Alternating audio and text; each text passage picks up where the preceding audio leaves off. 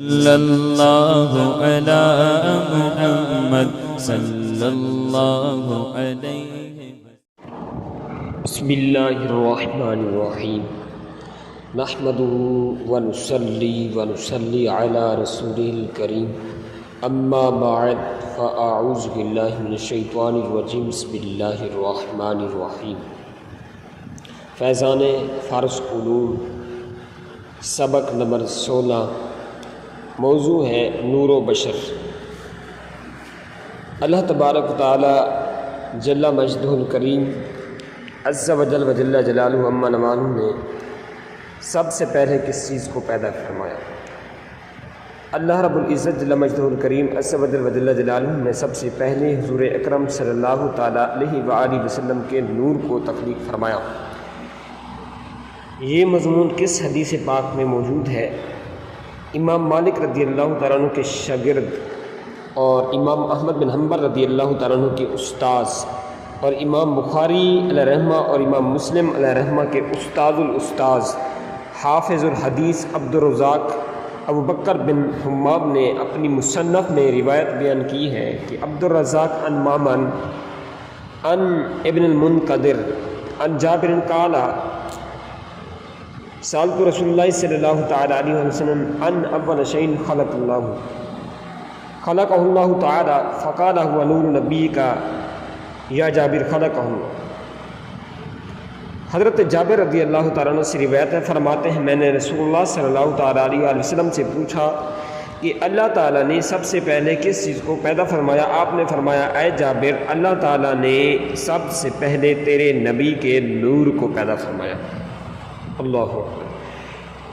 شیخ عبدالحق محدث دہلوی علیہ رحمہ مدارج النبوہ میں نقل کرتے ہیں اول ما خلق اللہ نوری۔ یہ حدیث صحیح ہے کہ اللہ تعالیٰ نے سب سے پہلے میرے نور کو پیدا فرمایا۔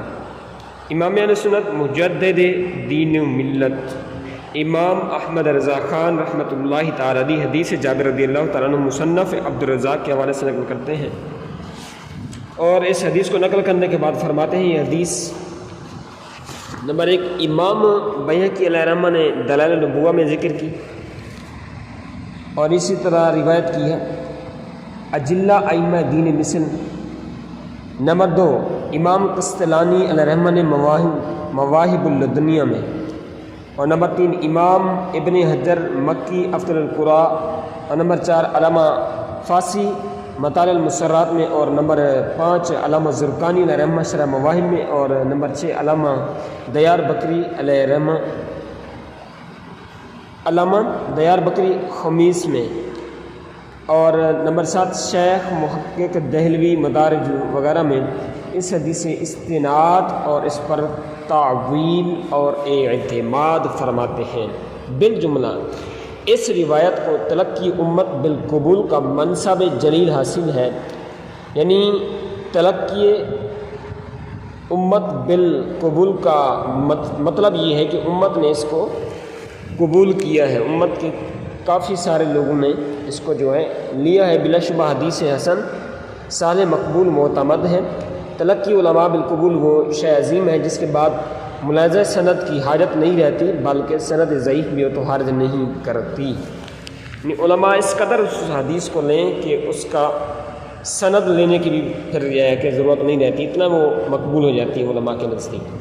کیا قرآن مجید میں بھی کسی مقام پر نبی کریم علیہ السلام کو نور کہا گیا؟ جواب جی ہاں۔ اللہ تبارک تعالیٰ جل مجدہ الکریم عز و جل جلالہ عما نوالہ قرآن پاک میں ارشاد فرماتا ہے قد جاءکم من اللہ نور و کتاب مبین، یقیناً آیا تمہارے پاس اللہ کی طرف سے نور اور روشن کتاب۔ جمہور مفسرین کے نزدیک اس آیت مبارکہ میں نور سے مراد نبی کریم علیہ السلام کی ذات گرامی ہے۔ حضرت ابن عباس رضی اللہ تعالیٰ عنہ فرماتے ہیں قد جاءکم من اللہ نور، یعنی محمد صلی اللہ تعالیٰ وسلم تمہارے پاس اللہ تعالیٰ کی طرف سے نور یعنی محمد صلی اللہ تعالیٰ علیہ وآلہ وسلم تشریف لائے۔ امام طبری علیہ رحمہ تفسیر طبری میں اس آیت کے تحت فرماتے ہیں یعنی بالنور محمد صلی اللہ علیہ وسلم، یعنی نور سے مراد جو ہے محمد صلی اللہ تعالیٰ علیہ وسلم کی ذات والا مراد ہے۔ امام ابو الحسن علی بن احمد واحد نیشاپوری علیہ رحمہ اس آیت کی تفسیر میں لکھتا ہے کہ قد جاءکم من اللہ نور، یعنی النبی صلی اللہ علیہ وسلم، تمہارے پاس اللہ تعالیٰ کی طرف سے نور یعنی محمد صلی اللہ تعالیٰ علیہ وآلہ وسلم تشریف لائے۔ محیط سنہ امام بغوی علیہ رحمہ اس آیت کی تفسیر میں فرماتے ہیں قد جاءکم من اللہ نور یعنی محمد صلی اللہ علیہ وسلم وقیل الاسلام۔ یہاں نور سے مراد محمد صلی اللہ علیہ وسلم کی ذات اقدس ہے، اور ایک ضعیف قول یہ ہے کہ یہاں نور سے مراد اسلام ہے۔ بہرحال جو پہلا قول ہے نبی کریم صلی اللہ علیہ وسلم کی ذات کو مراد لینا، یہ جو ہے اولا ہے، اور اکثر مفسرین اور محدثین اور علماء کی جمع غفیر نے اس قول کو لیا ہے۔ حضور علیہ السلام کے بشر ہونے کا انکار کرنا کیا ہے، اس کا حکم شرعی کیا ہے؟ حضور سراپا نور شافعی یوم نشور صلی اللہ علیہ وسلم بشری صورت ہی میں دنیا میں تشریف لائے۔ جو مطلقاً حضور علیہ السلام کے بشر ان کا انکار کرے وہ تو سیدھا سیدھا کافر ہی ہے، مگر آپ کی بشریت بے شمار فضائل و برکات کی جامع ہے، کسی کے لیے یہ جائز نہیں کہ وہ ان مقدس ہستیوں کو اپنی مثل بشر جو ہے کہتا پھرے، کیونکہ انہوں نے جو کلمات اپنے لیے ادا کی وہ بطور تواضع اور عاجزی کے تھے۔ اگر کسی نے گستاخی اور توہین کے طور پر حضور علیہ السلام کو اپنی مثل بشر کہا تو کافر ہے۔ قرآن مجید فرقان حمید میں انبیاء کو بے ادبی اور تنقیص شان کے طور پر بشر کہنے والوں کو کافر قرار دیا۔ دیکھیے سورہ ہود میں، سورہ یاسین میں اور حامیم سجدہ، ان مبارک صورتوں میں متعدد مقامات پر کفار کا قول بیان کیا گیا کہ یہ انبیاء کرام کو اپنی طرح کا بشر کہتے ہیں۔ سیدی اعلیٰ حضرت علیہ رحمہ امام احمد رضا خان فرماتے ہیں جو یہ کہے کہ رسول اللہ صلی اللہ علیہ وسلم کی صورت ظاہری بشری ہے، حقیقت باطنی بشریت سے رفع و اعلیٰ ہے، یا یہ کہ حضور علیہ السلام اوروں کی مثل بشر نہیں، وہ سچ کہتے ہیں۔ اور جو مطلقاً حضور علیہ السلام سے بشریت کی نفی کرے وہ کافر ہے۔ اللہ تعالیٰ فرماتا ہے قل سبحان ربی هل كنت الا بشر رسولا، تم فرماؤ پاکی ہے میرے رب کو، میں کون ہوں مگر آدمی اللہ کا بھیجا ہوا۔ مزید فرماتے ہیں واقعی اب ان خبثاء کفار کے نزدیک وہی نبوت باطل تھی، تو انہیں اپنی اسی بشریت کے سوا کیا نظر آتا، لیکن ان سے زیادہ دل کے اندھے وہ کہ وہی نبوت کا اقرار بھی کرتے ہیں اور پھر انہیں اپنا ہی سا بشر جانے۔ زید کو قل انما انا بشر مثلکم سوجھا، اور یوحا الیہ نہ سوجھا، جو غیر متناہی فرق ظاہر کرتا ہے۔ زید نے اتنا ہی ٹکڑا لیا جو کافر لیتے تھے۔ انبیاء علیہ السلام کی بشریت جبریل علیہ السلام کی ملکیت سے اعلیٰ ہے، وہ ظاہری صورت میں ظاہر بینوں کی آنکھوں میں بشریت رکھتے ہیں، جس سے مقصود خلق کا ان سے انس حاصل کرنا اور ان سے فیض پانا۔ ولہذا ارشاد فرماتا ہے وَلَوْ جَعَلْنَا مَلِكًا لَجَعَلْنَاهُ رَجُلًا وَلَلْبَسْنَا عَلَيْهِمْ مَا يَلْبَسُونَ، اور اگر ہم فرشتے کو رسول کر کے بھیجتے تو ضرور اسے مرد ہی کی شکل میں بھیجتے، اور ضرور انہیں اس شبیہ میں رکھتے کہ جس دھوکے میں اب ہے۔ ظاہر ہوا کہ انبیاء کرام علیہ السلام کی ظاہری صورت دیکھ کر انہیں اوروں کی مثل سمجھنا، ان کی بشریت کو اپنا سا جاننا جو ظاہر بینوں کو باطن کا دھوکہ ہے، یہ شیطان کے دھوکے میں پڑے ہیں۔ ان کا کھانا پینا سونا یا افعال بشری اس لیے نہیں کہ وہ ان کے محتاج ہیں۔ حاشا لستا کلا کاحدکم انی ابیت عند ربی یطعمنی ویسقینی، میں تمہاری طرح نہیں ہوں۔ یہ حدیث ہے کہ اپنے رب کے ہاں رات بسر کرتا ہوں، مجھے کھلاتا بھی ہے اور پلاتا بھی ہے۔ ان کے یہ افعال بھی اقامت سنت و تعلیم امت کے لیے تھے کہ ہر بات میں طریقہ محمود لوگوں کو عملی طور سے دکھائیں۔ کیا ایک شخص نور و بشر، ایک ہی شخصیت بیک وقت نور و بشر ہو سکتی ہے؟ کیا نور لباس بشریت میں آ سکتا ہے؟ جواب جی ہاں، نور لباس بشریت میں آ سکتا ہے۔ جبریل علیہ السلام نور ہیں، اس میں کسی کا اختلاف نہیں۔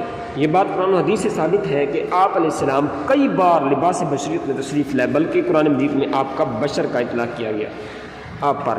نمبر 1، حضرت جبریل علیہ السلام جب حضرت مریم رضی اللہ تعالیٰ عنہ کے پاس تشریف لائے، اللہ تعالیٰ حضرت جبریل علیہ السلام کے بارے میں ارشاد فرمایا فتمثل لہا بشرا سویا، فتمثل لہا بشرا سویا، تو وہ اس کے سامنے تندرست بشر کی شکل میں ظاہر ہوا۔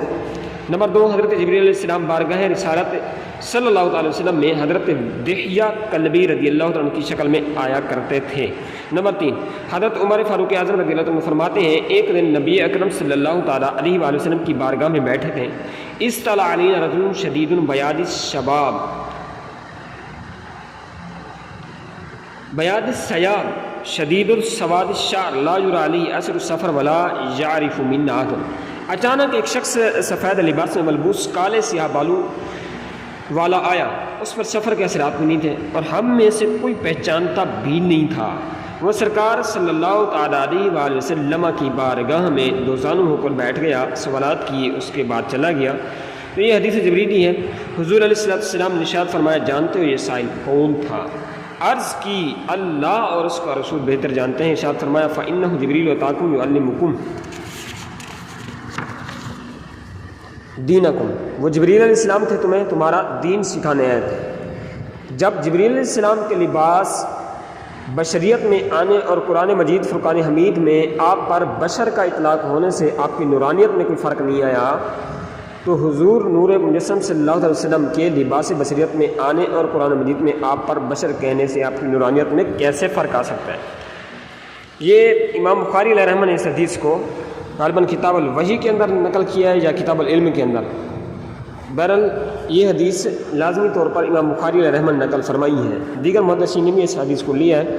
خیر، حضور صلی اللہ علیہ وسلم نور تھے تو کھاتے پیتے کیوں تھے؟